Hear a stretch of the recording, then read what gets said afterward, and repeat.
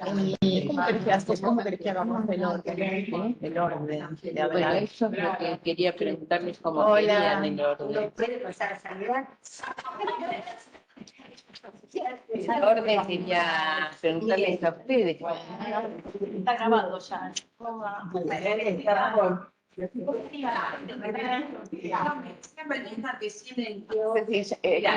Está todo en la Está grabando ya. Está grabando, no, Vamos pausa. No, tenemos pausa.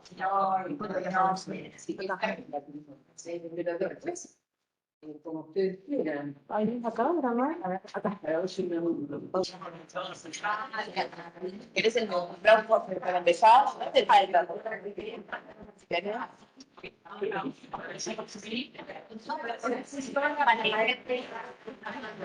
Que tenemos ese micrófono a todos. Está buenísimo.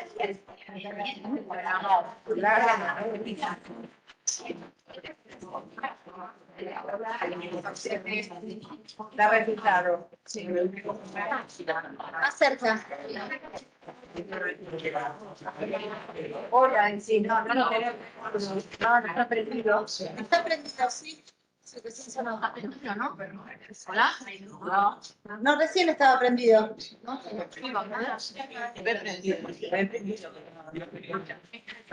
Hola, hola. Ahí va. No. Hola. No.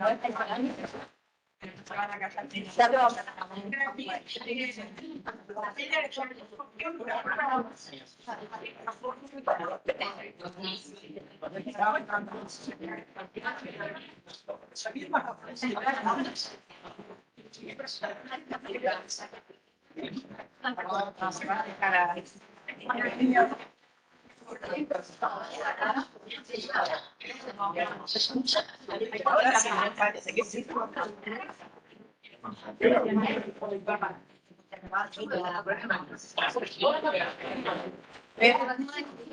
Hola. Hola, buenas noches. Bueno, bienvenidas y vamos a ir comenzando. Igual, como decías, sí, pero igual ahora no. Hola. Sí. Sí, bueno, vamos a comenzar. Lo primero que queríamos decir, primero es agradecerles a todos que están acá acompañándonos y contarles que para nosotros más que la presentación de un libro es una celebración. Celebramos que estemos todos juntos, que estemos como para reflexionar sobre cosas que a todos nos interesan, los que estamos acá. Así que agradecemos muchísimo que nos acompañen. Por otra parte, queríamos también agradecer a María Ángeles López Jerez, que viene en nombre de la Comisión Directiva de ARSA, también a acompañarnos. Desde ya que agradecemos a ARSA que nos ha realizado este lugar, en el que en realidad muchas veces damos clases, hacemos actividades, etcétera, pero bueno, agradecemos a ARSA también. Y queríamos también agradecer a la editorial, a Traficantes de Sueños, que nosotros en realidad no los conocíamos, no conocemos a Beatriz, casi ninguna de nosotras, que es la que ha trabajado con nosotras, pero hace poco estuvimos con Darío en Madrid y le regalamos uno de los libros a un colega nuestro que trabaja en Madrid, en temas de derechos humanos y salud mental, digamos, como para ubicarnos, y miró, nos preguntó, no me acuerdo, y dijo, traficantes de sueños, gente macanuda, fenómena, etcétera, etcétera, y dijimos, bueno, bárbaro. Y la verdad es que, de alguna manera, este libro para nosotros es una especie de voto de confianza, en primer lugar con Almudena, porque Almudena nos convocó, no la conocíamos, no teníamos ninguna relación en medio de la pandemia, en plena pandemia nos convocó, y bueno, creo que todas las que participamos en esta producción colectiva de alguna manera dimos un voto de confianza a Modena, que es el alma mater de este libro, y también nos dimos un voto de confianza entre nosotras. Nosotras conocíamos a algunas y a otras chicas, como decimos nosotros acá, no conocíamos, pero bueno, finalmente, la verdad es que estamos muy contentas de este libro y solo les digo lo siguiente, algunos de ustedes saben que con Lucila, bueno, con nuestros compañeros de Beatriz, etcétera, nosotros trabajamos mucho la idea del collage o la idea del rompecabezas para pensar en cómo de situaciones traumáticas puede haber una elaboración colectiva en la cual cada uno tiene un cachito, digamos, cada uno pone una pincelada y eso permite armar un conjunto y en última instancia también un conjunto creativo. De manera que para nosotros este libro de alguna manera lo podemos significar como un collage. Y bueno, creo que, estoy mirando a ver si me olvido de algo, me olvidaba que ya, quiero decir que acá estamos presentes de las autoras Almudena, Lucila y yo, pero también están presentes acá Nora Levington Dolman, que vive en España y que te agradecemos muchísimo, estamos contentas, es la primera vez que nos vemos de cuerpo presente, presencial, y está también presente Mariana Wikinski, que también son coautoras del libro, y también participa Ana Miñarro, que es una psicoanalista que sí nosotros conocimos, porque estuvo por estos pagos y tuvimos muchas cosas en común con ella, y nos tuvimos la alegría de ver que Ana Miñarro también trabajaba, aportaba para el libro, y otra autora también es María Reneses. Bueno, y por último, la verdad que quiero darme el gusto de agradecerle también a Mariana Lagos, porque Mariana, que como muchos saben, si no saben, ahora es técnica, bueno, Mariana nos ayudó muchísimo, nos impulsó, estuvo todo el tiempo presente para la presentación del libro, así que queríamos con Lucy agradecerle muy especialmente. Así que vamos a empezar con las presentadoras. Muy bien. Yo quiero presentar, antes de darle la palabra, justamente a Almudena. Almudena es arqueóloga, es catedrática de prehistoria y miembro del Instituto de Investigaciones Feministas de la Universidad Complutense de Madrid. Dedica su investigación al tema de la identidad, tema sobre el cual ha escrito varios libros, entre los que cabe destacar la trilogía Arqueología de la Identidad, del 2002, La fantasía de la individualidad, sobre la construcción sociohistórica del sujeto moderno, del 2012, y La corriente de la historia y la contradicción de lo que somos, del 2022. Y sobre ese mismo tema ha coordinado también diversas obras, la última de las cuales, Trauma, Herencia, Palabra y Acción Colectiva, es justamente la que estamos presentando hoy.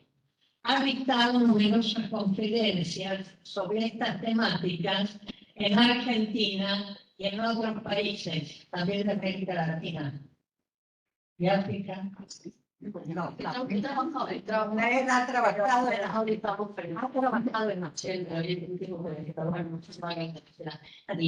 Yo quería empezar justamente por eso, por agradecerles a ellas la organización de esta presentación, que es un libro realmente que ha resultado de un trabajo, como ha dicho Diana, muy compartido entre autoras españolas y argentinas. Y quería agradecer también a Mariana y a Diana por la difusión que han hecho de esta presentación, que realmente ha sido... Yo me he dejado hacer, han hecho ellas toda la difusión. Bueno, quería también agradecer a Traficantes del Sueño, su macho Diana, Traficantes es una editorial de línea política, social. Es decir, no es una línea, sí. Así que este libro, que es sobre trauma, no está dirigido a tribalistas, no está dirigido a gente del mundo, sí, ¿no? Sino que tiene como, digamos, la línea con la que discurren los distintos artículos, los distintos capítulos, es la necesidad de colaboración, la capacidad de sanación, digamos, que tiene la acción colectiva, ¿no? Gente que ha sido víctima de traumas. Bueno, os voy a explicar solamente, bueno, quiero agradecer también a Beatriz García, que es la editora de Traficantes, a la que se ha referido Diana. Ha hecho un trabajo de edición fantástico para encontrar como el tono común a todos los capítulos. Y bueno, yo nunca había tenido un trabajo de edición tan Tampoco, no sé, tampoco. Sí, cuando ya pensábamos que estaba todo listo, una unidad que hacer, sí. En otra vuelta ha tardado bastante en salir, en nacer, ¿no? Pero bastante, porque hemos llevado pandemia, efectivamente, como el hecho de Diana. Bueno, os voy a decir cómo nació el vino, porque como os habrá dicho Lucía, yo soy arqueóloga y me dedico a investigar la prehistoria, ¿no? ¿Qué tiene que ver esto con libros sobre trauma? Yo digo siempre que los libros míos a mí me hacen como una necesidad, es como que se me imponen. Tengo que escribir algo sobre esto, ¿no? No hay una exigencia externa, ¿no? No escribo libros por exigencia académica, ¿no? De publicar, sino por una exigencia interna, de hay algo que necesita elaborarse, ¿no? Esto es lo que me pasó con este libro, con la cuestión del trauma. Todo esto parte, o sea, cuando yo pongo a pensar de dónde me vienen las cosas, la semilla última fue conversaciones con una persona que está aquí, que es Susana Casadura, que me habló de la transmisión generacional, ¿no? Del psiquismo, del trauma, etc. Y yo eso le empecé a dar vueltas, me pareció importante, y tomando un café con otra persona que está aquí, que es de Beller, ella me sugirió, hablando de este tema, unos libros, 3 libros en concreto, hablaban sobre la transmisión generacional del trauma, ¿no? Que ha sido estudiado básicamente para analizar los síntomas que presentan la tercera generación de descendientes del Holocausto, ¿no? Los nietos y nietas del Holocausto. Entonces, pues yo me puse a leer, yo siempre me pongo a leer lo que me dice la gente, que me parece interesante, y hablar de por mi identidad. Me puse a leer eso y encontré en uno de estos libros, que se titula El psiquismo ante la prueba de las generaciones, un texto del Cicerón, un artículo del Cicerón. Y ahí me vi absolutamente reflejada, yo misma y mi familia, ¿no? Lo que decía Cicerón es que cuando una persona experimenta un trauma o tiene un secreto, es decir, algo que no se puede incorporar a la idea del yo, ¿no? Que no es simbolizable o que no es decible, ¿no? Dice él, eso se queda en el psiquismo como ellos hablan de una cripta, ¿no? Algo inscrito en el psiquismo, pero que no es decible. Y toda la energía del psiquismo se organiza para preservar ese ocultamiento, ¿no? Se activa la modelación para guardar el secreto, ¿no? O por el trauma. Pues, en la siguiente generación se hereda, aunque no se hereda el secreto, porque el secreto, ellos hablan de un fantasma contenido en esa cripta, lo que sí se hereda es la modelación psíquica, ¿no? Si en esa generación, en esa segunda generación, aparecen 2 personas que han sido, se encuentran 2 personas que son descendientes del mismo hecho, de la misma experiencia, pueden construir entre ellos alianzas absolutamente irrompibles, porque cada uno de ellos percibe inconscientemente esta modelación psíquica, lo que está guardando algo, ¿no? Y no lo alteran, ¿no?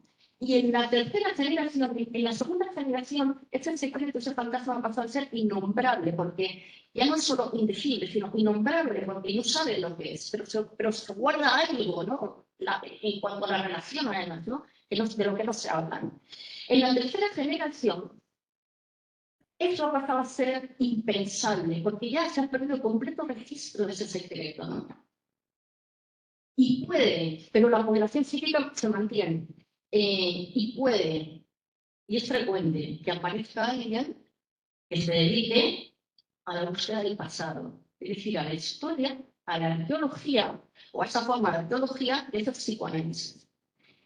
Yo, que me he pasado bastantes años hasta que entendí cuál es el potencial que sería un tema duro, ¿no? El potencial de análisis de la cultura que tiene la arqueología, ¿no? Pero hasta que entendí eso, no sabía por qué hizo arqueología, por qué me dedicaba a la prehistoria, de repente encontré unas líneas de Cícero, o sea, me vi reflejada, porque además mis padres, los dos, yo sabía que mi padre tenía un gran secreto familiar que me contó cuando se estaba muriendo, lo cuento todo en la introducción, cuando se estaba muriendo de cáncer me lo contó a mí. Yo se lo comenté a mi madre, nunca había comentado con mi madre. Entonces, y era un matrimonio irrompible, y parecía que no tenía ningún conflicto nunca, ¿no? Entonces, me vi a la familia, a mí misma, reflejada en el texto de Cícero. Entonces, empecé a pensar, bueno, tengo que meterme más a investigar qué es esto del trauma, ¿no? Cícero dice, con lo cual también me di una confluencia con los pensamientos, decía que cada persona no solo tiene una historia personal, sino que tiene una prehistoria personal, ¿no? Yo me dedico a la prehistoria y siempre he defendido, o no siempre, pero bueno, ahora defiendo, que hay una relación que es fractal, que es de escala entre la subjetividad y la cultura, ¿no? Que lo que vemos en términos personales es lo que está operando en términos culturales, ¿no? Entonces, igual que el presente ha resultado de una prehistoria que ha quedado enterrada, la historia del presente es resultado también de una prehistoria que quedó olvidada, ¿no? De estos fantasmas. Así que, bueno, me puse a buscar gente que me hablara del trauma. Como ha dicho Diana, yo no las conocía. Yo solo conocía a Nora Levington. A las demás iba preguntando, ¿quién me puede hablar de...? Claro, aquí imaginaos, faltan muchísimos traumas, ¿no? Pero pues, la dictadura argentina o la española o distintos traumas, ¿no? Entonces me fui localizando a la gente, así porque me transmitían alguna cosa, luego a otra, luego, y fui así encontrando a la gente, ¿no? Yo creo que el trauma se puede, digamos, analizar en tres niveles. El que yo llamo micro, que es el personal, y como os he contado, ¿no? De los secretos. Un nivel meso o medio, que es en el que está centrado este libro, que son traumas colectivos de un grupo de población que ha compartido un trauma, como esto de las dictaduras, por ejemplo, ¿no? Y luego un nivel macro, que yo creo que se puede, bueno, que se puede hacer referencia al propio que asocia el patriarcado como algo que guarda, algo negado, una cripta que se esconde, que es la necesidad del vínculo, etc. ¿no? Pero para eso tendríamos que explicar qué es el patriarcado, que no es el caso, ¿no? Pero creo que, digamos, analizar qué es el trauma en estos términos da mucho juego, da mucho juego. Es un libro, son como unos poquitos ejemplos de qué tipo de dinámicas se podrían analizar. Están las dictaduras, están los desahucios de Madrid, se está echando en España, ¿no? Se expulsa gente que está ocupando casas porque no pueden pagarlas.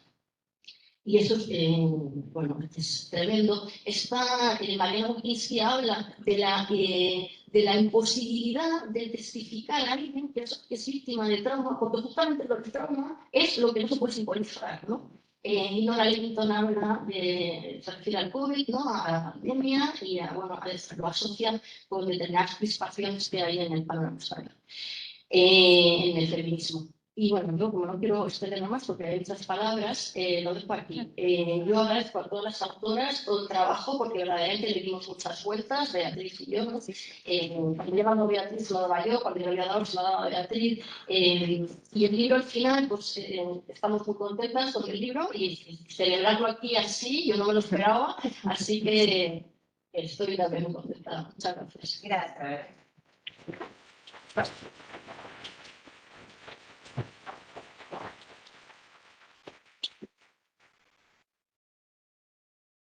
Sí, Mariana, ahora. Sí. Muy bien. Mariana es médica especialista en psiquiatría y psicoterapeuta de la Universidad de Buenos Aires. Es miembro del equipo argentino de trabajo e investigación psicosocial, EATIP, al cual estamos también nosotras y otros compañeros acá. Es presidenta honoraria del capítulo de Salud Mental, Derechos Humanos y Emergencias Sociales de la Asociación Argentina de Psiquiatras, APSA. Es docente del Instituto Superior de Formación de APSA y es miembro del Hay una música que aparece acá.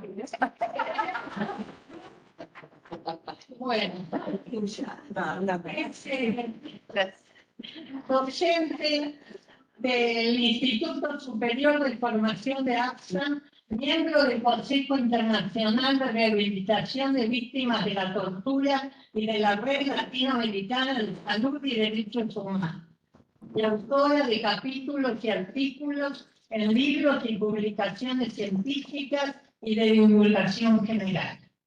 Mariana.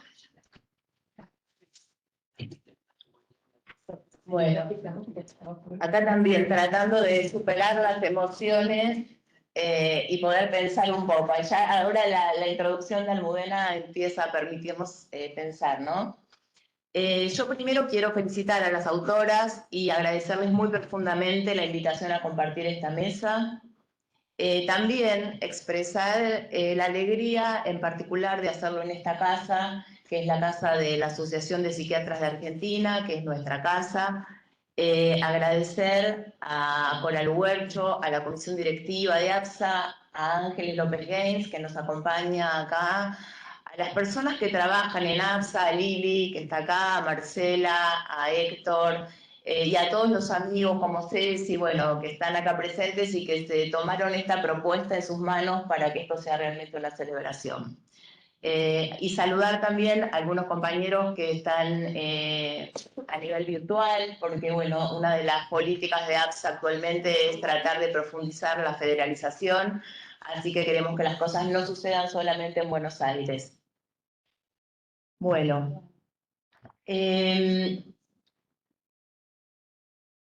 Quiero expresar la emoción de presentar un libro de mujeres, colegas, pensadoras, creativas, comprometidas, rebeldes.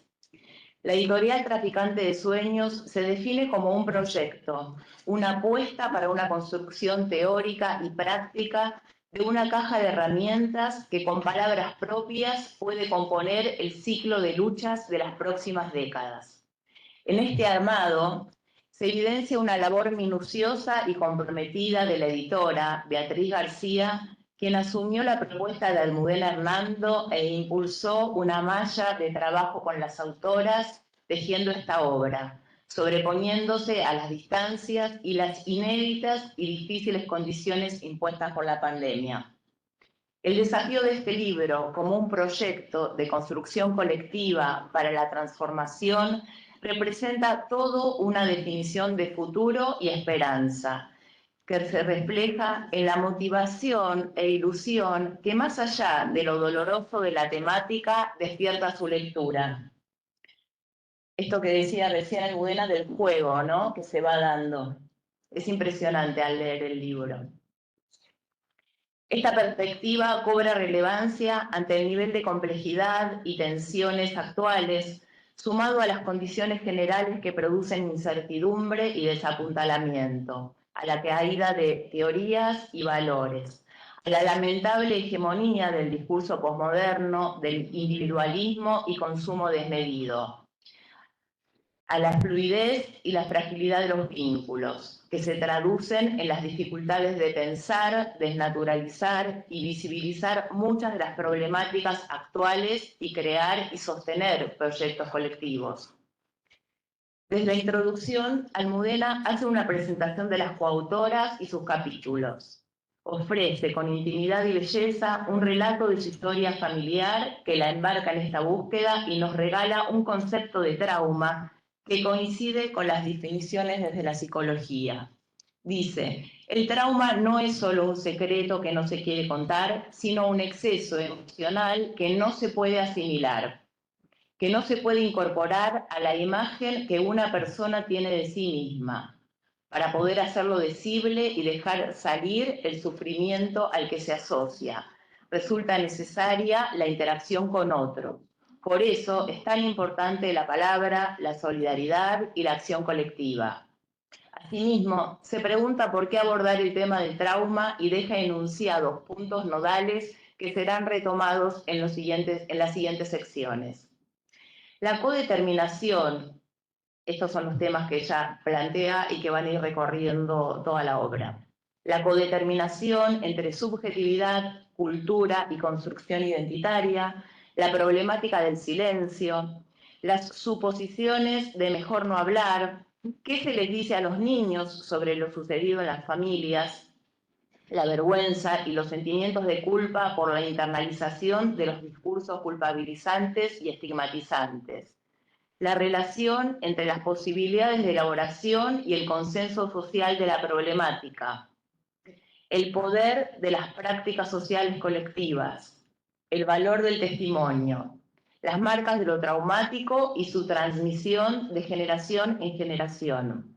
Los diferentes niveles de afectación traumática, como decía recién, Almudena enuncia en el libro lo micro, lo meso y lo macro, aludiendo como ejemplo al patriarcado. En la Argentina, Diana, Lucila siempre hablan de lo individual y lo social.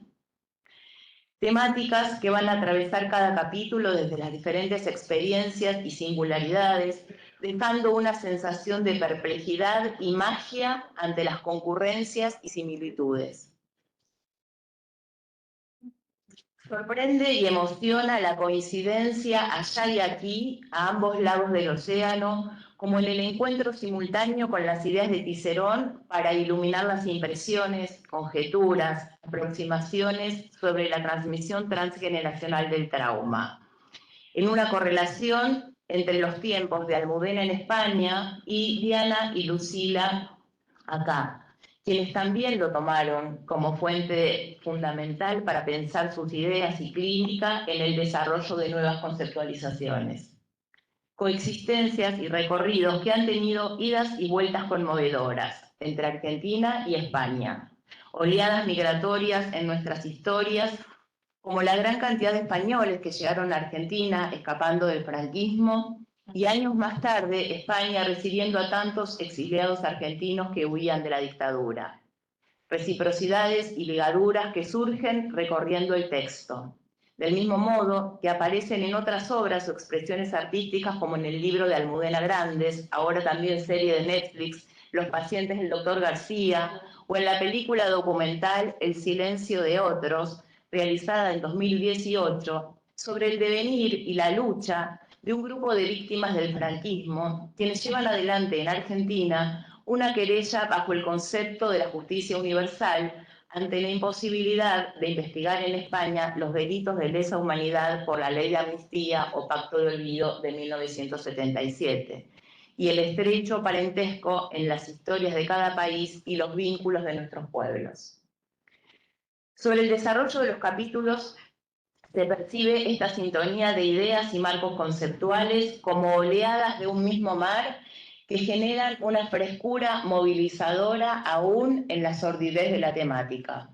Por mi parte, agregaré muy breves puntuaciones, además de destacar la elocuencia de los títulos de cada capítulo, a los que sugiero se preste atención. Hay dos capítulos referidos a problemáticas actuales e instantáneamente quedan ligados a los temas de memoria y elaboración social. Uno de ellos, de María Reneses Botija, llamado No estás sola, la acción colectiva frente a los malestares contemporáneos. Aborda la experiencia de personas afectadas por la crisis española que quedaron atrapadas en deudas hipotecarias impagables y las implicancias y empoderamiento que transitan a partir de su participación en la plataforma de afectados por la hipoteca creada en 2009. La autora toma tres aspectos: el tema de la vergüenza, la importancia de dar un sentido a lo traumático y el aislamiento y la soledad frente a la incertidumbre.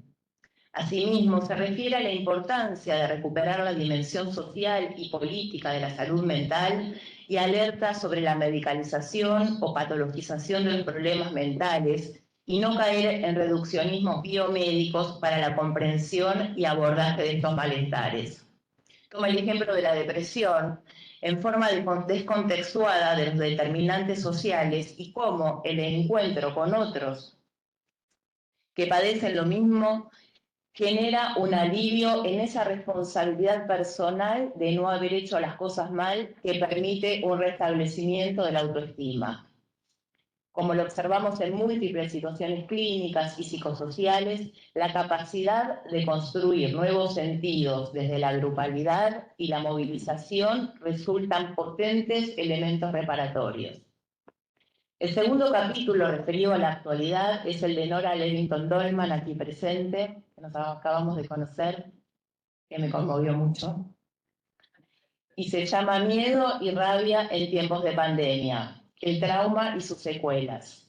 Relata en primera persona las reacciones ante la pandemia y lo vivido durante la dictadura. Desde las respuestas más viscerales, pasando por los sentimientos, la modalidad vincular y los mecanismos psicológicos como la omnipotencia, la negación, la resistencia al cambio. La autora señala, el trauma es un concentrado de memoria que sucede en la dimensión psíquica y física. Refiere sobre la pandemia. Fue un periodo inundado de incertidumbre y miedo abrumadores. Me permitió superar ciertos límites en la capacidad de procesamiento y actualizó aspectos sepultados de traumas previos en las vivencias de miedo, angustia, ansiedad, alerta, cansancio, embotamiento, pesadillas.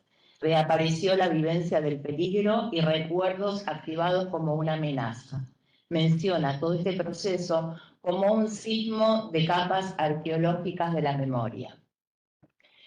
En otro de los capítulos, El trauma y la construcción del testimonio, Mariana Wilkinski se refiere a la experiencia en el acompañamiento a las personas que testimonian como querellantes por delitos de lesa humanidad ocurridos durante la dictadura militar argentina en sede judicial. Describe las dificultades derivadas en la encrucijada de los diferentes regímenes. Ella menciona la verdad jurídica, la verdad subjetiva y la verdad histórica. Quienes nos ocupamos de esta tarea coincidimos en los obstáculos e incluso efectos retraumatizantes producidos por el desajuste del sistema judicial para tramitar estas causas. Al mismo tiempo, como señala la autora, se observa la importancia de la otredad que acoge estos testimonios en relación al efecto reparador de ser escuchados en un ámbito público del Estado. También menciona el peso que representa para las víctimas aportar una carga probatoria que trasciende las vivencias y sufrimientos padecidos en esas circunstancias, como asimismo hablar en nombre del otro, en nombre de los que no están, de los desaparecidos. Estas observaciones se entrecruzan con las mencionadas desde las perspectivas de cada capítulo, del mismo modo que son coincidentes con las aproximaciones entre quienes llevamos adelante estos acompañamientos desde diversos dispositivos. Ana Minarro, en el hilo infinito del testimonio español sobre el genocidio español, hace consideraciones donde vuelven a aparecer las vicisitudes derivadas de la impunidad y las alternativas de la transmisión generacional del trauma, las dificultades en los duelos, en los casos de las desapariciones y su carácter siniestro, y narra ejemplos desde historias singulares, retrabajando el impacto traumático, lo no dicho y el valor del testimonio. Propone algunas hipótesis. Ella dice que los traumatismos sufridos a partir de catástrofes sociales destruyen la confianza hacia los demás. Compartir equivale a peligro. Otra hipótesis dice que el horror, el terror, la tortura y el duelo por los desaparecidos, obviamente víctimas, también convierte en víctimas a sus allegados, parientes, amigos y vecinos. Y por último, que el autoritarismo, la alienación y los aspectos a posteriori de la construcción del sujeto y la historia también son una constante y renovada victimización. Este concepto hoy lo charlábamos en la reunión de equipo que yo les compartía a mis compañeros, que es una propuesta quizás un poco más controversial, pero que nosotros nos quedó resonando con una investigación que estamos iniciando con hijos de desaparecidos, respecto de las marcas identitarias y en el transcurso de sus vidas. Bueno, y dejé para el final a mis queridas Diana Cordon y Lucila Edelman, nuestras referentes y maestras. Ellos encarnan con sus ejemplos de vida y profesional un modelo para muchos y muchas de nosotros. un modo de transitar la vocación, poniendo sus herramientas teóricas y técnicas al servicio de las necesidades del pueblo. En ese camino han llevado adelante una actividad valiente y pionera en nuestro país desde los mismos tiempos del inicio de la dictadura militar junto a las Madres de Plaza de Mayo. Camino que continúa hasta ahora en diferentes escenarios y tiempos. Como ellas mismas señalan hoy, siguen y vuelven a pensar el trabajo de memoria desde las necesidades del presente. Su capítulo en este libro se llama, en continuidad con esto que digo, Superar el trauma en colectivo. Allí retoman el papel reparador de la grupalidad espontánea surgida en la respuesta social a los traumas colectivos. Desarrollan su modelo de trabajo del dispositivo del grupo de reflexión desde su experiencia en el acompañamiento a distintos tipos de grupos de afectados por situaciones traumáticas de origen social. Cada una y todas las ideas y aportes que nos propone esta obra representa para quienes trabajamos en salud mental una potente contribución al desafío que tenemos por delante de incluir las perspectivas contemporáneas de construcción de memoria, nuevas modalidades de elaboración de lo traumático, impacto de la emergencia ambiental, la perspectiva de género, la inclusión de las minorías, los avances tecnológicos como variables que determinan, condicionan la clínica y sus posibles abordajes. A todos nosotros, esta obra nos convoca a reforzar los lazos solidarios y a contribuir a una narrativa colectiva de transformación social y esperanza. Muchas gracias.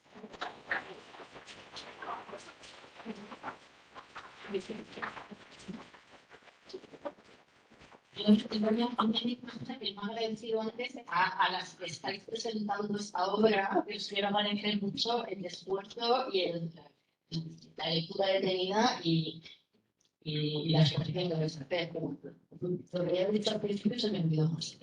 Muchas gracias. Bueno, sí, yo también se lo agradezco a ustedes y a las que faltan hablar también. Y también uno puede ver cómo a veces la emoción no es un obstáculo para pensar, sino que a veces la emoción también asiste a la actividad de pensamiento. Bueno, vamos a presentar ahora y te agradecemos muchísimo, Diana. Diana Macía va ahora a presentar. Diana, yo le decía que dio muy pocos datos, me dio muy pocas referencias, pero todos la conocemos, así que es doctora en filosofía de la UBA, es docente de filosofía feminista y directora del Observatorio de Género y la Justicia del Consejo de la Magistratura de la Ciudad de Buenos Aires. Bueno, Diana. Muchas gracias. Gracias a todas, Almudena, gracias por incluirme. Soy una especie de polizón acá, porque no tengo formación psicoanalítica, más que de diván, como tenemos casi todas las personas en este país. Y sin embargo, el libro me resonó muchísimo. Me resonó, creo que es imposible leerlo sin que resuene en lo personal. Me parece que lo que le pasó a Almudena, no sé si están de acuerdo, totalmente. Es imposible que no ocurra esto. Que no ocurra, que veamos la analogía entre situaciones sociales en España y en Argentina, por supuesto, la dictadura, por supuesto también los desahucios, porque en Argentina hemos tenido también una experiencia de desahucios en su momento con la circular 1050. Lo recuerdo de modo personal porque fue un trauma. Bueno, perdían su casa y sentían que eran de cómo no pude sostener esa cuota que iba creciendo y que hacía que, bueno, luego se liquidaran esos bienes y se quedaran sin nada. Alguna gente se hizo rica en esa época comprando esas casas, pero no era mi caso. Yo estaba pagando la circular 1050, recién casada, con mi marido todavía existe. Y eso es notable.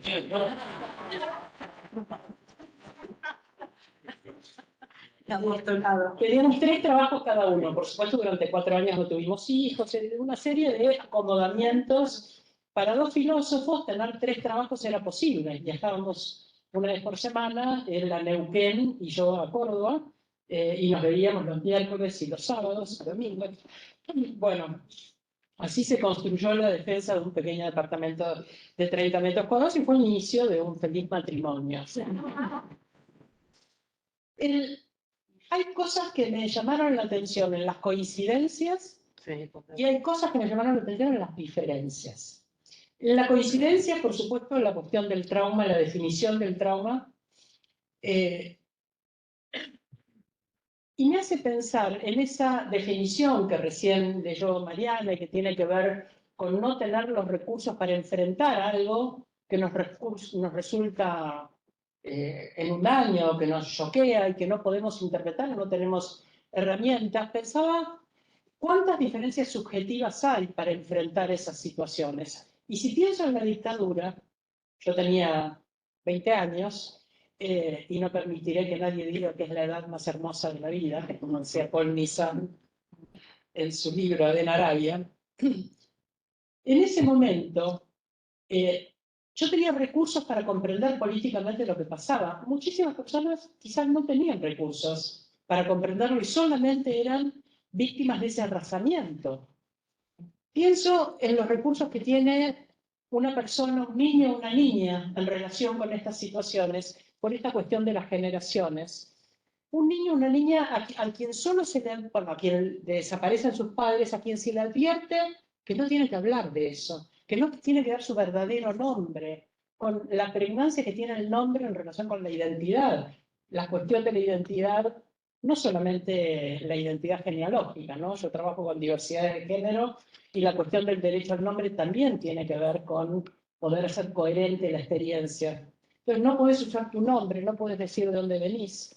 Te desarraigan de tu tierra, te desarraigan de tu entorno. ¿Con qué herramientas estas personas, las pequeñas personas, pueden dar sentido a algo de lo que no les hablan, porque es peligroso hablar? Yo recuerdo en una cátedra que había en la Facultad de Filosofía ya hace muchos años, hace 25 años, que era una cátedra de Derechos Humanos de Osvaldo Bayer, que un año trajo una especialista en Derechos Humanos que era alemana, y ella trabajaba esta cuestión de, porque bueno, en los 50 años del Holocausto se despertaron todas estas investigaciones sobre el testimonio, la memoria, un poco tienen origen en ese momento de revelar qué había pasado. Y ella decía, el investigar sobre esta cuestión es algo de tercera generación. Mis padres no me hablaban de eso. Lo que había pasado durante el Holocausto, y que en parte no se hablaba porque había mucha gente comprometida, por pasividad o por actividad. No era algo que 3 sujetos malos le hicieron a toda la sociedad, como pasa acá con la dictadura.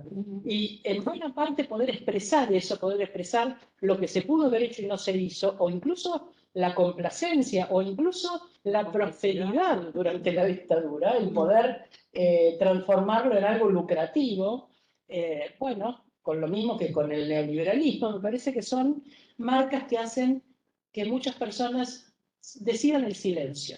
Y entonces para esa tercera generación, investigar eso, averiguar eso, es difícil, porque no se hace por la vía habitual, que es preguntarle a la madre y al padre, porque no pueden hablar de eso. Yo soy segunda generación en Argentina, mis abuelas son españolas y mis abuelos italianos. Migraron seguramente por cuestiones económicas, por pobreza, en su momento, fines del siglo XIX, principios del XX, y no hablaban de su país de origen. No hablaban y no querían hablar. Cuando yo les preguntaba, decían, de eso no queremos hablar. El dolor, la tristeza, la vergüenza, que es un sentimiento que me parece interesante analizar. Hay un... Perdón, estoy por entrar en una gripe, así que en algún momento voy a estornudar y me voy a ir. Movida por el pulso. Hay un texto de Jean-Paul Sartre donde él analiza la manera en que un sujeto puede salir del encierro de la conciencia. Es decir, él es subjetivista, creo que las experiencias se analizan dentro de la conciencia, pero en algún momento, ¿cómo hacemos para dejar de ser esa conciencia encapsulada? Eso que se llama solipsismo, en filosofía, ¿cómo salimos del solipsismo? Y consideramos que hay otro. ¿Cuál es el registro, la certeza de que tenemos acerca de que hay un otro, una otra, un esotres? Y el La emoción, que yo estoy totalmente de acuerdo con Diana en que las emociones tienen un valor cognitivo importante, nos ha costado mucho en el feminismo apartarnos de ese binarismo entre razón y emociones y considerar que a más emociones había una obnubilación de las razones o viceversa, que para que un hombre fuera racional debía controlar sus emociones porque se feminizaba y se ponía en riesgo. Entonces, romper este binarismo es muy difícil. Él tomaba la emoción de la vergüenza. Y la situación que presentaba era una situación donde, una hipótesis, donde él estaba haciendo algo, pero en cierto modo sospechaba que alguien podía estar mirando. Y la mera sospecha, no la certeza, no es que veía a alguien que lo estaba mirando, la mera sospecha de que alguien podía mirarlo variaba su punto de vista. Y eso que estaba haciendo, que sencillamente lo estaba haciendo, desde esa mirada de un otro le resultaba vergonzoso.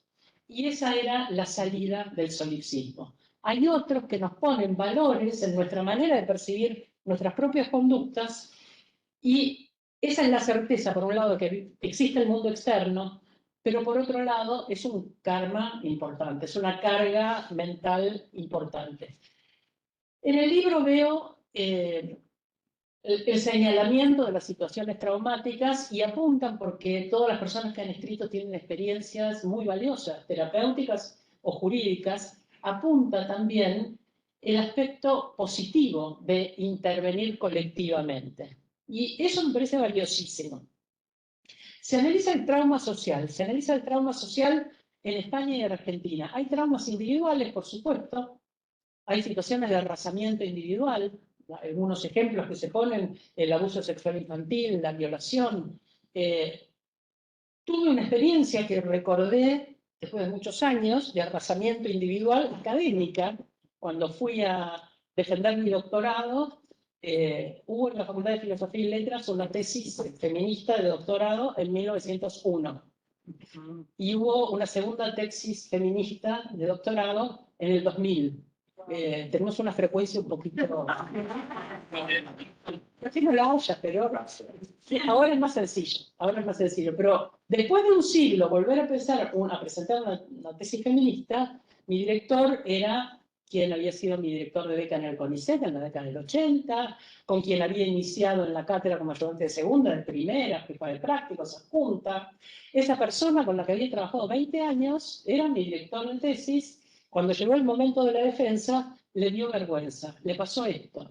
Miró la tesis no con sus ojos, sino con los ojos de los que iban a ser jurados, sobre todo uno de ellos con quien tenía competencia. No quiero contar muchos detalles, aunque sé que es lo más lindo, pero la parte chismosa es muy jugosa. Pero lo interesante es que yo hablé con él la noche anterior y ese día él se mantuvo en silencio y cuando terminó la defensa dijo: yo creo que esta tesis no debe ser aprobada, y empujó unos papeles, acá te dejo mis razones. Imagínense, después de 20 años, y haber hablado el día anterior y decirle: mirá, si hay algo que te parece que está mal, me quedo toda la noche corrigiendo, presentando la defensa. Fue tan desconcertante, fue realmente arrasador. Es como supongo que es la experiencia de un abandono, de una violación, de una bomba. Es decir, la persona de la que menos esperaba esa situación, porque el jurado no la tuvo, esa persona que se esperaba que me protegiera era la persona que decía: no le den el doctorado. Me dieron el doctorado igual, y la gente envejece y se muere, pero no se trata de que la naturaleza haga su trabajo. La idea es que podemos convivir de otras maneras. Entonces, están esos arrasamientos individuales, pero están esos arrasamientos sociales. Ahora, ¿cómo llegamos al arrasamiento social? A comprender que es arrasamiento social.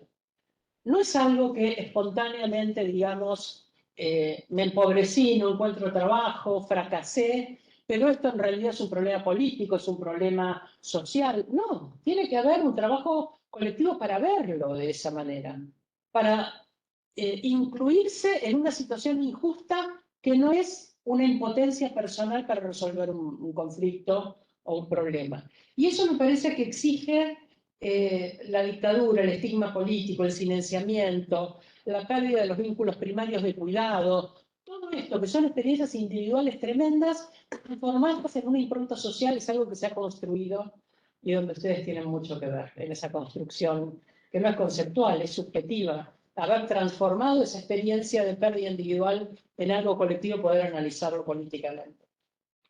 Bueno, comenté la cuestión del trauma económico, el desahucio y otros traumas económicos. Los traumas raciales se mencionan, no se tratan en este libro, porque se trataron otros temas, pero pensaba, recientemente, hace un par de semanas, hizo en la legislatura una resolución por la cual se designa el Día de la Mujer Afrodescendiente.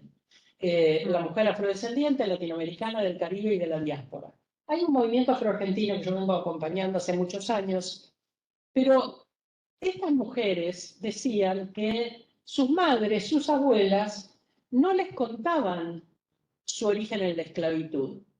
Trataban de mantenerlas al margen. Las mujeres afroargentinas tienen 5 generaciones en este país. Yo soy segunda generación y tendríamos que ver aquí cuántas generaciones tenemos. Es difícil que tengamos 5 generaciones.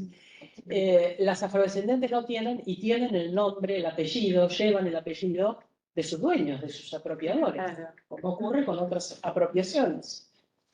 Entonces pensaba, ese trauma, el trauma que es común, que tendrían que empezar a analizar cómo fue la situación de esclavitud, como algo que no es un problema personal. Muchas de ellas son hijas de violaciones que sus apropiadores hacían, porque el cuerpo de una mujer negra es tan apropiable que cuando se habla de trata y prostitución todavía se habla de trata de blancas, porque es solo cuando las europeas se transforman en mercancía sexual que esto parece romper una regla. Mientras tanto, las afrodescendientes pueden ser disponibles como cuerpos. Pensaba en las mujeres indígenas, las personas de los pueblos originarios, pero en particular las mujeres. Está en este momento ocurriendo algo que se llaman ellas mismas o ellos mismos el Malón de la Paz, que han venido caminando desde hace un mes, atravesando distintas provincias, en cada provincia reuniéndose con alguno de los pueblos originarios, lo poco que queda, porque es muy poco lo que queda, para llegar al frente del Palacio de los Tribunales.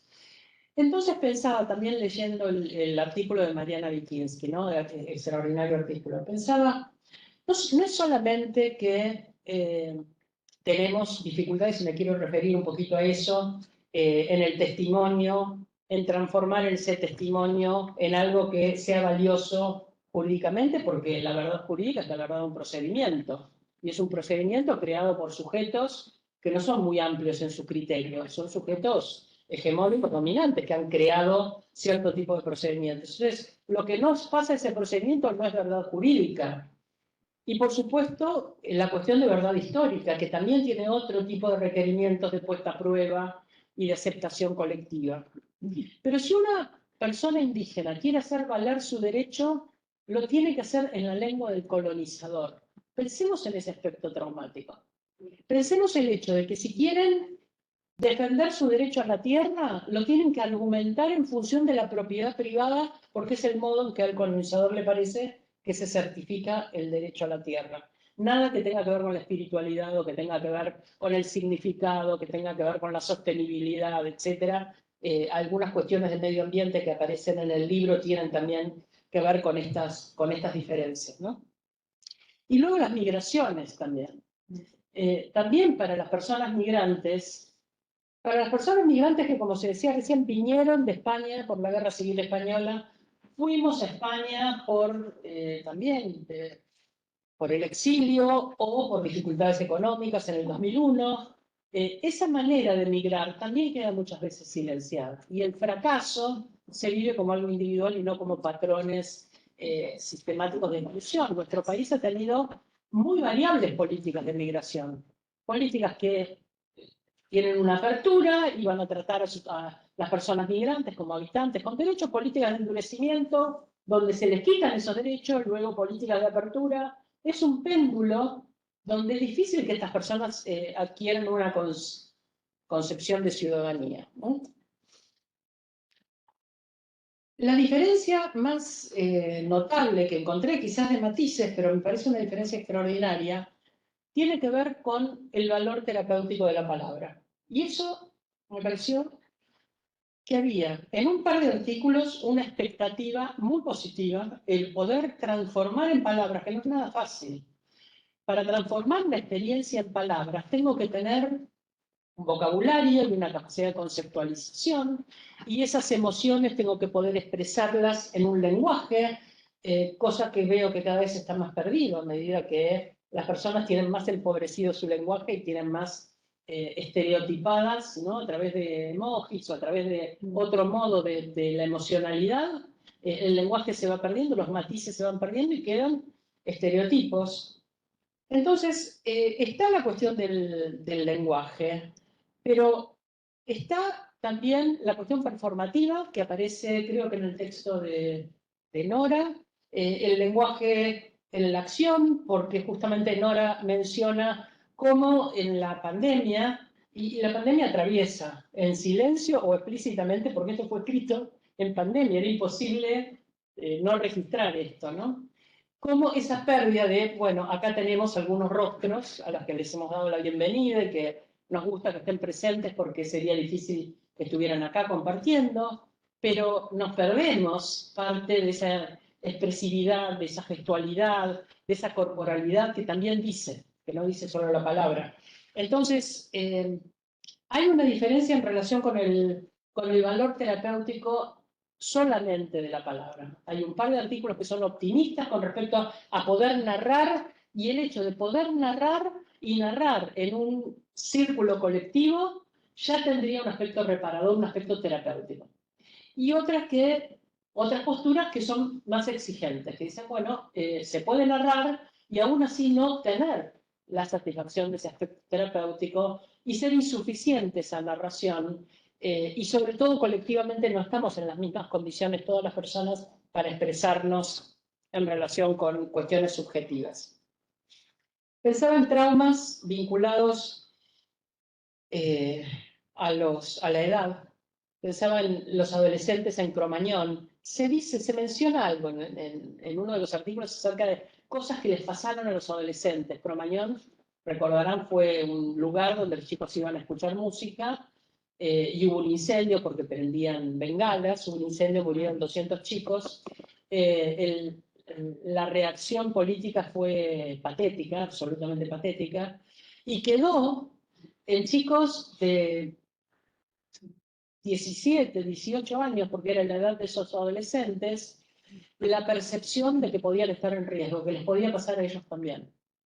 Esa percepción en una edad donde no estamos preparados para morir o para que nuestra vida adolescente signifique un riesgo, es tremendamente traumático. Yo recuerdo cuando tenía 16 años, hace poco me preguntaron si me parecía que una persona de 16 años podía votar.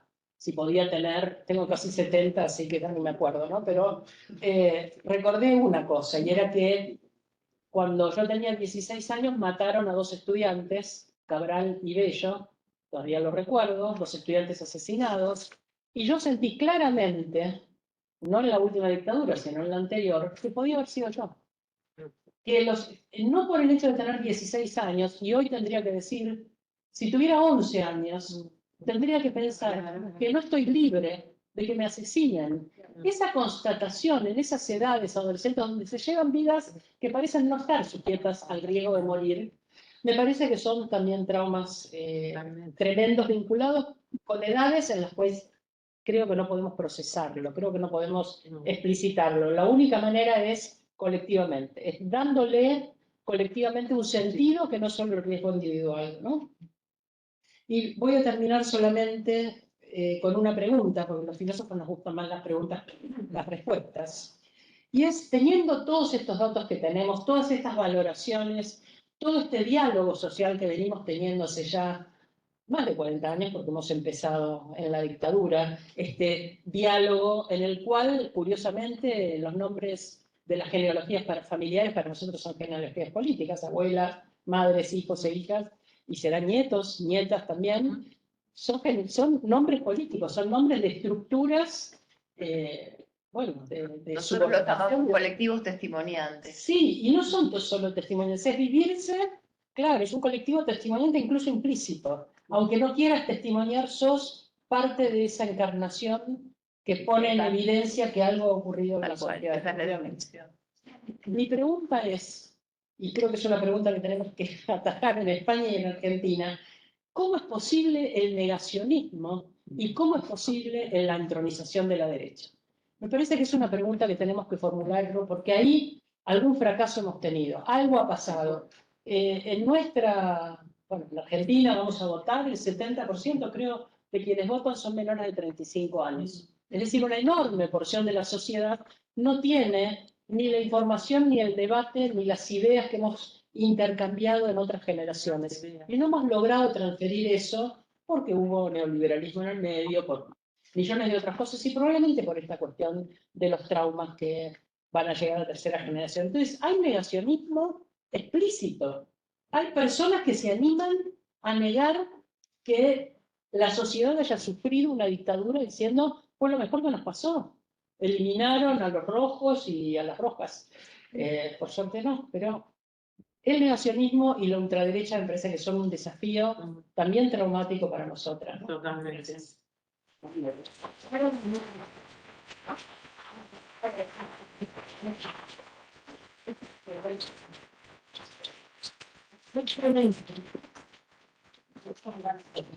Muchísimas gracias, Diana. Y ya tenemos un desafío para Almudena, que sería un nuevo libro con los aportes de la chica.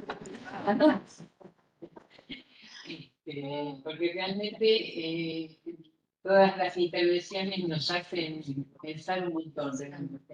Yo quería simplemente mencionar, antes de dejar la palabra a Nelida, quería mencionar a un grupo de compañeras que están acá presentes, porque de alguna manera, no sé, tengo como la necesidad de mencionarlos, todos los que están acá, todos, creo que tenemos ciertas cosas en común, la preocupación por el mundo, la preocupación por estas cosas que vos recién mencionabas, Diana.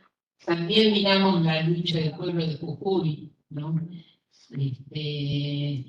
Y todos también tenemos la preocupación de articular nuestros instrumentos específicos con la comprensión y su articulación con la escena social. Pero solo quería decirles que acá están compañeros de la Asociación de Detenidos Desaparecidos, que les quiero rendir un homenaje muy sentido.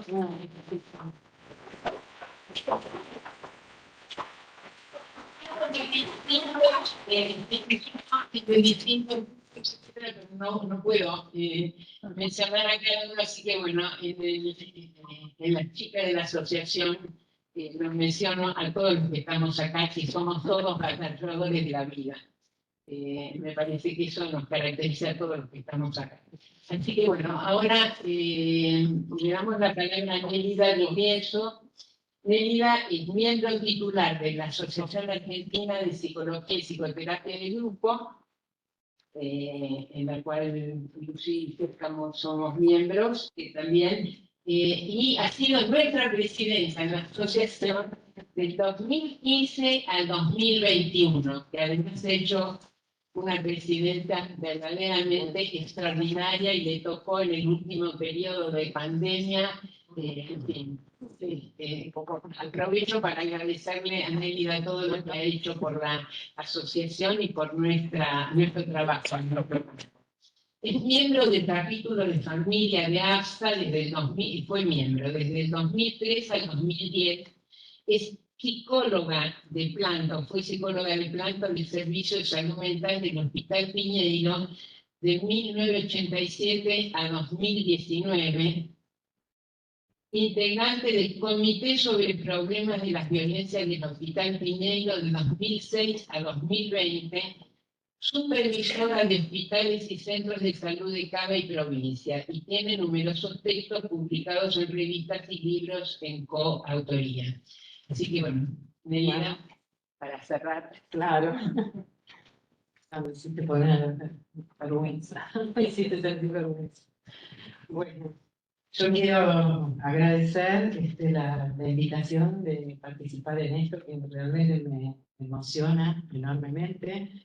El libro me emocionó enormemente y pensaba la maravilla de ese encuentro entre personas que se conocen. Y tanta afinidad, y tanto, ¿no? Yo pensaba qué conexión se produce ahí, ¿no? En ese coincidir en una serie de historias, porque realmente este libro, que recomiendo enormemente que lo compren, que parece pequeño y tiene una densidad realmente impresionante. Tiene una densidad histórica, subjetiva, social, política, psicológica, impresionante, la verdad, impresionante. A mí realmente me conmocionó enormemente leerlo y yo creo que el que lo lee, tal como se decía acá, es imposible que no se sienta tocado por historias personales y por las historias de otros que son las propias también, ¿no? Así que me parece una maravilla. Realmente me parece una maravilla. Es como esas cosas que se dan y que no tienen mucha explicación, pero que se dan, ¿no? Y bueno, yo no voy a nombrar ni las autoras ni nada por el estilo, que ya se las nombro mucho, pero voy a empezar a decir unas pequeñas cosas nada más para no hacerlo muy largo. Y quería primero empezar con una letra de una canción. Que después voy a decir el autor, quien lo escribió, quien puso la música. Que cuando la escuché, de quien puso la música, realmente también me conmocionó. Y dice: un simple abrazo para no morir desabrazado esta tarde. Una caricia para que la piel no se deshaga en el aire. No hay quien lo venda, porque los abrazos no se compran, se anhelan. No hay quien regale, porque un bello abrazo no es bien descartable. Estrella que te ilumina cuando sientes que caes, cuando sientes que tiemblas, atenido en la tiniebla. Un simple abrazo para descubrir que aún existen quimeras. Una caricia para no dormir sin ese fuego en la hoguera. Uno que duela, porque ciertamente devoran las penas. Uno apretado, como el de un hermano que al nido volviera.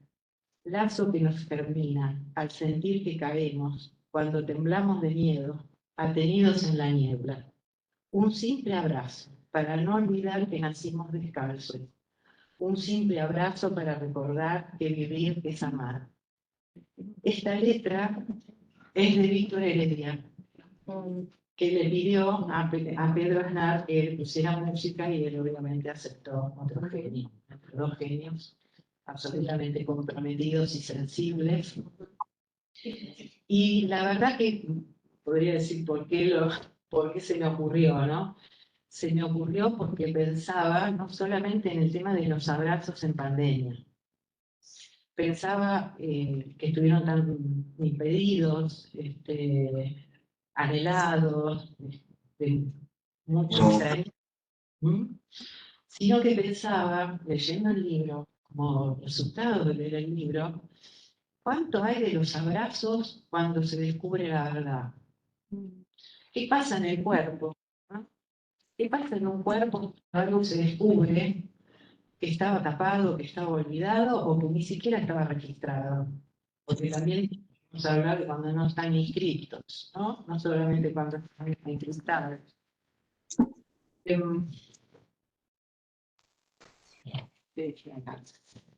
A ver, me emocioné demasiado.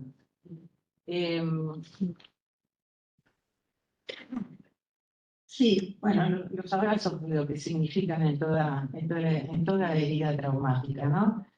Lo que la verdad abraza allí donde lo oculto, o lo silenciado, o lo amordazado, se le da lugar, se hace visible, se hace nombrable, cuando es posible, ¿no?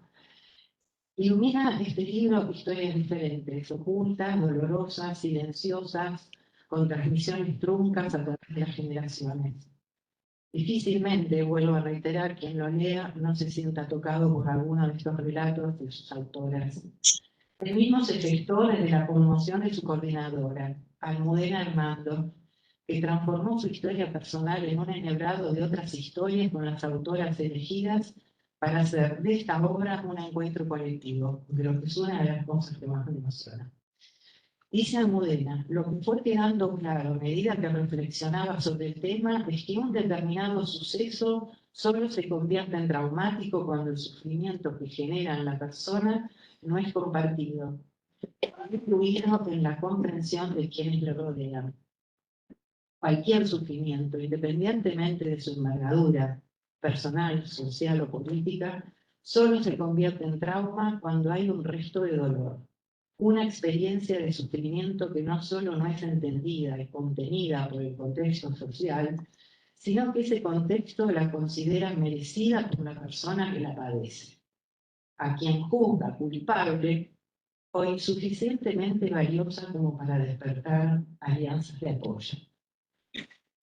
Tema complejo, ¿no? Sí. Tema complejo para nuestras prácticas, para las prácticas así, y para lo social, y para qué aloja la sociedad en estas situaciones, ¿no? Algo habrán hecho. Vieron que con lo que pasó ayer, porque deben haber escuchado rápidamente, además del cagancheo espantoso que se hizo por esta tragedia, esta nena iba sola.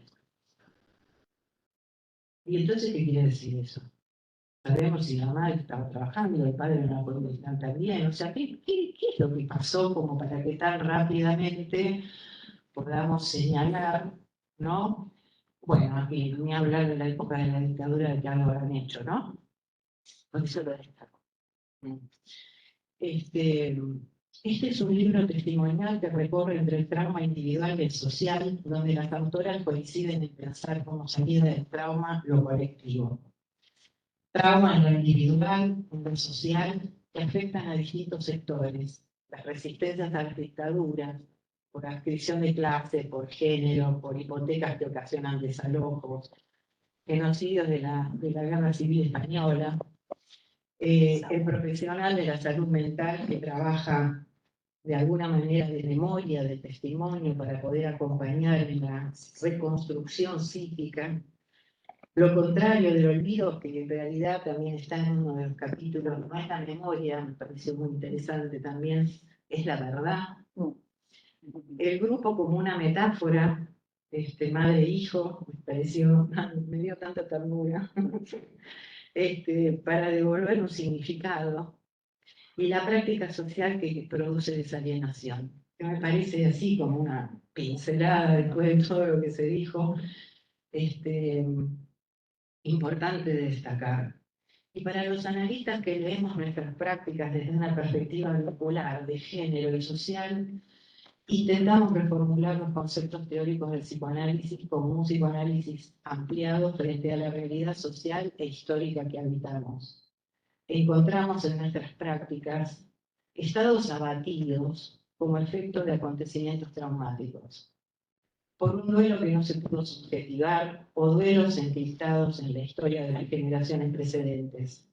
Y estos estados, más allá de lo singular, pueden ser producidos por el abrazamiento en situaciones sociales. Y quiero hacer la diferencia con las depresiones, porque rápidamente tendemos, además de patologizar, a explicarnos muchas cosas por la vía, no solamente de la patología, sino rápidamente del apuro con los diagnósticos. Es inobservable para muchos de nosotros en situaciones de violencias, de abusos sexuales, sobrevivientes de Cromañón, sobrevivientes de la dictadura y tantos otros, la presencia de un fenómeno disociativo. Pero quiero dejar bien en claro que no se trata de un diagnóstico patológico, sino como un fenómeno defensivo. Señalo esto porque por un concurso empecé siendo psicóloga de planta en 1987, pero en 1977 yo entré al hospital con una audacia que no tengo calificativo a ejercer el psicoanálisis. Delirio total, pero bueno, son las cosas que pasaban, ¿no? Eso sí, no me había matriculado, porque estaba como escondida al mismo tiempo. Delirio para que sepamos hasta dónde puede llegar la locura, ¿no? De la audacia, de la apuesta y del deseo enorme que yo decía ya en la facultad, yo quiero alguna vez trabajar en un hospital. Entonces el jefe me recibió y me dijo, no, yo digo, yo quiero trabajar con adultos, pero no tengo mucha experiencia, hace poco que me recibí, tiene que ser en la sala de internación. Si no es en la sala de internación, no hay ningún lugar. Bueno, vamos a la sala de internación. Y allí empecé a trabajar supervisando afuera, pagando afuera, no, porque no existía en ese momento, a supervisar con quiénes, además. A escondidas. A escondidas y expuestos, ¿no? Y a lo largo de todos esos años, lugar al que amo profundamente, me refiero al hospital Piñero, más otros hospitales, pero sobre todo el Piñero, que tengo tanto para agradecerle, Claro, pasamos por todas las situaciones de consultas, es que no teníamos la más mínima idea, y lo que era peor, que teníamos una formación de la modernidad en un pensamiento binario. Entonces teníamos después una jefa que vino también en época del proceso, porque cerraron en Rawson y vino con la residencia. Ana Gil era la que yo me hago mi homenaje especialmente, hace muchos años falleció, que hizo una revolución en el Llegó residencia, guardia, fue extraordinario. El que quería trabajar dentro del psicoanálisis podía hacerlo, ella estaba dentro de la línea sistémica y hablaba del tema de familia, que yo ya escuchaba a Benesen cuando vino de Israel para decir cómo era esto de pensar el psicoanálisis de familia, porque trabajando con pacientes de la sala tenía que ver familia. Entonces, ¿cómo no me voy a ver a la familia si estoy trabajando en la sala? Y así se fue dando, bueno, la creación de un equipo de pareja y familia, y bueno, después vino el concurso y todo lo demás. Y ella iba, hablaba en la televisión sobre la mujer golpeada, y al día siguiente teníamos una catarata de mujeres golpeadas que se animaban a consultar. Y sin herramientas, binariamente pensábamos la mujer golpeada y el hombre golpeador. No podíamos pensar mucho de otra manera en ese momento, hasta que después, bueno, ¿no?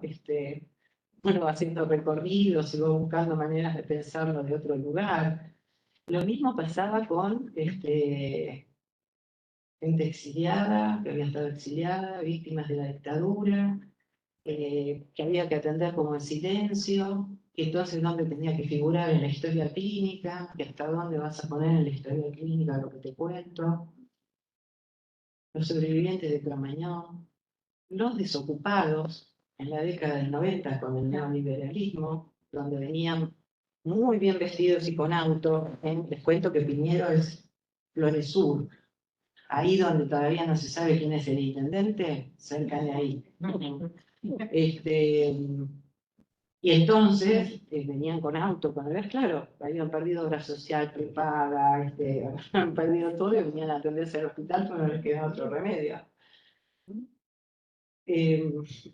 Y tantos otros, ¿no? Y tantos otros, como también, bueno, las migraciones, que de hecho era como inundaban los hospitales de Perú, de Paraguay, de Bolivia, vienen a atenderse, vienen en micros.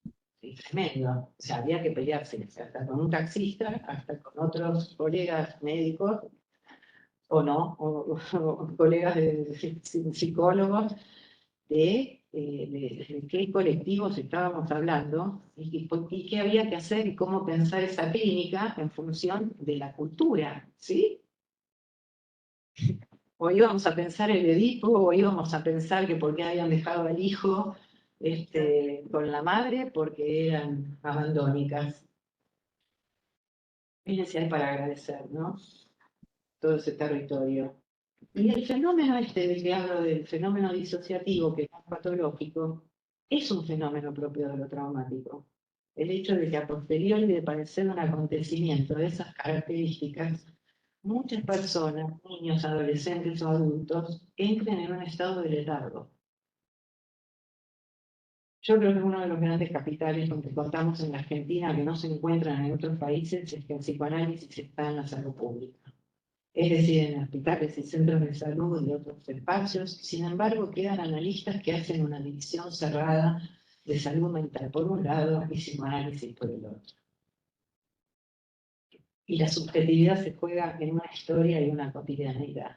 Y la lectura pertinente tiene que ser desde la realidad de la población con la que se trabaja, en el contexto donde las cosas suceden. Acá se nombraron varios autores, a Cicerón no voy a volver a citar, que obviamente me parece tan valioso, y hay otros autores que citan, las autoras, que dan cuenta de esta problemática y de estas problemáticas, pero voy a nombrar a dos autoras nada más, a Colette Soler y a François Dawan.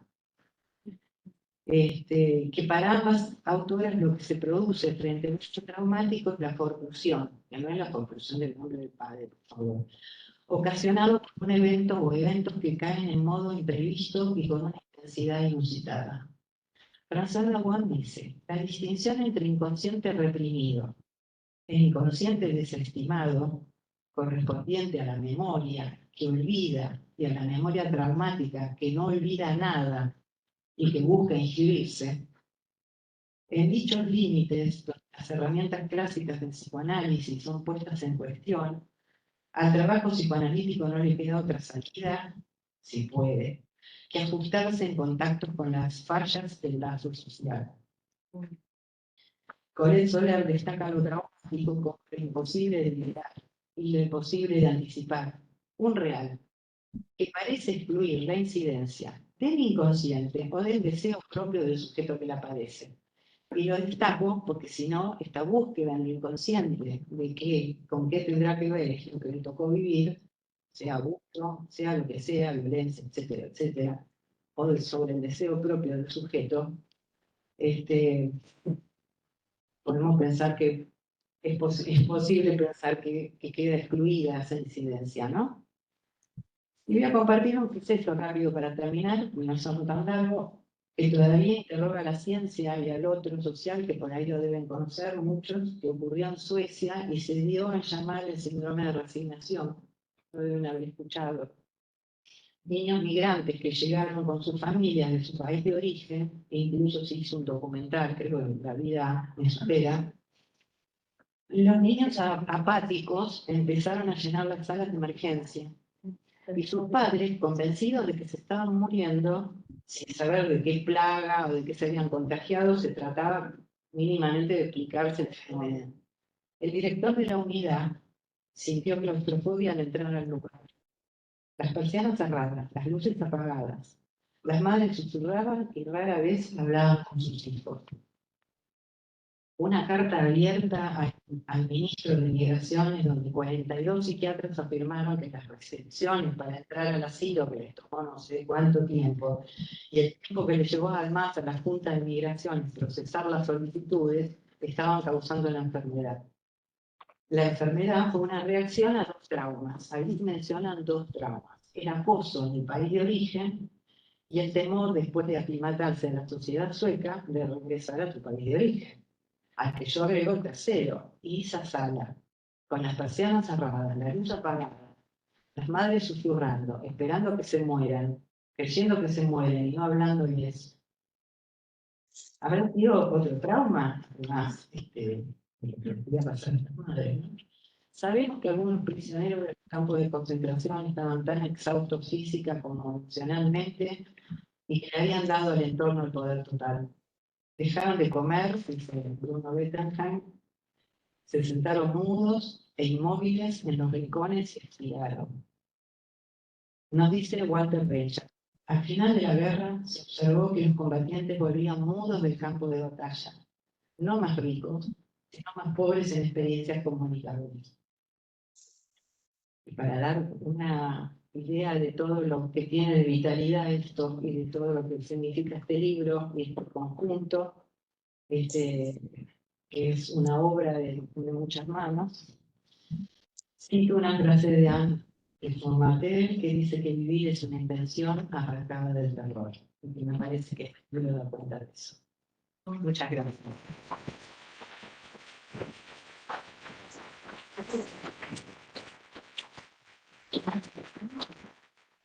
Bueno, por una parte queríamos agradecer muchísimo a todos los aportes que creo que nos van a hacer volver a pensar sobre todo lo escrito. Y además queríamos preguntar si María de los Ángeles Dorregey, de la comisión directiva de APSA, quería decirnos algunas palabras. Y además tenemos este libro para regalar para la biblioteca de APSA. Bueno, muchas gracias a todos. Y cuando empezaron a hablar y empecé a ver que llegaba gente y miraba el rostro, pensaba cuánta gente, la que está con conciencia, ha escrito libros en relación al trauma. Y esto se configura un colectivo, ¿no? Y de este lado, un colectivo de mujeres pariendo narrativas, no reconstructoras, todo un colectivo de reconstrucción y de reparación y una función fundante de deseosa de instalar la capacidad de preparación en todas las sociedades, ¿no? Es decir, si toda la sociedad recupera la propia capacidad de preparar nuestra historia, bueno, me parece que algo de esto es lo que escuché, ¿no? Que no había ninguna palabra preparada, ¿verdad? Gracias a todos y bueno, la verdad que es un orgullo que en APSA exista este espacio. Les quiero contar que es Mariana que instituyó el espacio de presentación de libros y que es un espacio muy rico, porque es amplio, es abierto a todos, es abierto a la comunidad, ¿no? O sea que es parte de la función y responsabilidad social de la institución. Así que bueno, gracias a todos.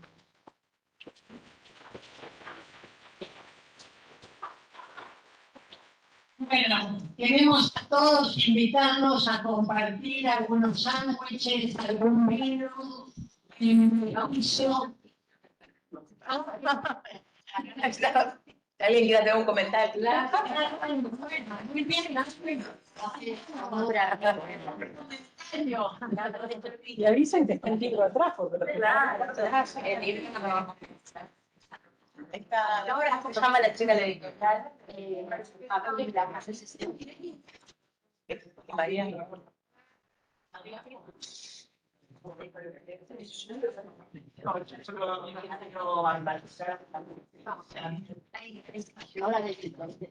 Quiero agradecer la presentación. Sí, que efectivamente estaba apareciendo ahora.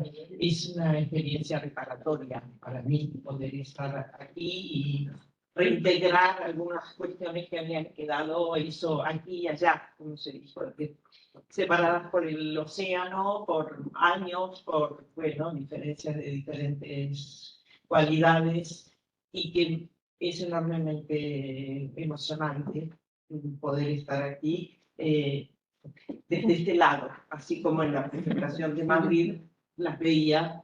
O sea que bueno, muchas gracias por todo.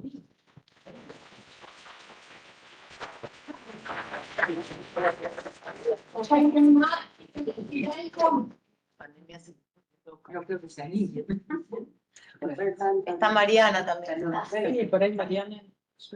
No, yo solo sin micrófono agradecer muchísimo a la organización de este encuentro. Me ha resultado muy cálido realmente. Almudena por el trabajo enorme que sabemos que se tomó y el tiempo que llevó la unificación de todas nuestras voces, y las presentadoras que tuvieron una lectura tan comprometida y amorosa de este material, así que realmente a todos.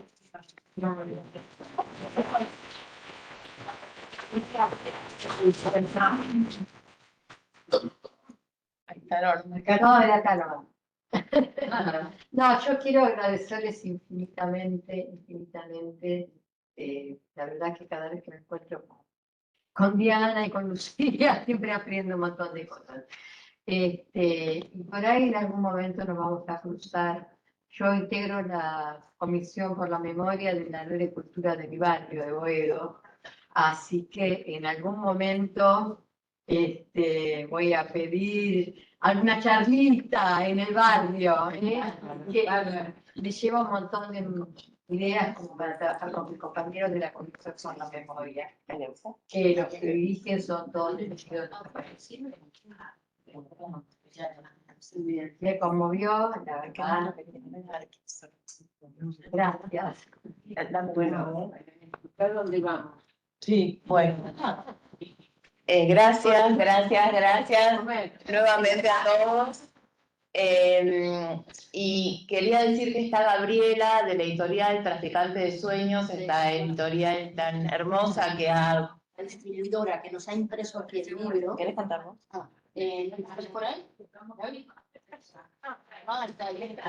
La distribuidora periférica que trabaja con traficantes, con Rita Limón, y que han impreso aquí, tenemos que agradecer a ellos, a ellas. Tenemos que agradecer que esté el libro en Buenos Aires, porque es un libro que han impreso la edición exacta, ¿no? De España, la de y están haciendo un trabajo muy estupendo de distribución por librerías, que los podéis encontrar. Están hay dos, acá en Buenos Aires están hay dos, y acá mismo está. Pasado y Hernández, la librería Hernández, muchas librerías, ¿no? Y bueno, muchas gracias también a Mercedes. Está la venta acá, ¿eh? Bueno, gracias infinitas a todos por estar, y en el piso de abajo hay baños en esta casa para el que necesite, y en el piso de abajo está para hacer un brindis y para compartir un ratito más informal entre todos y todas. Gracias.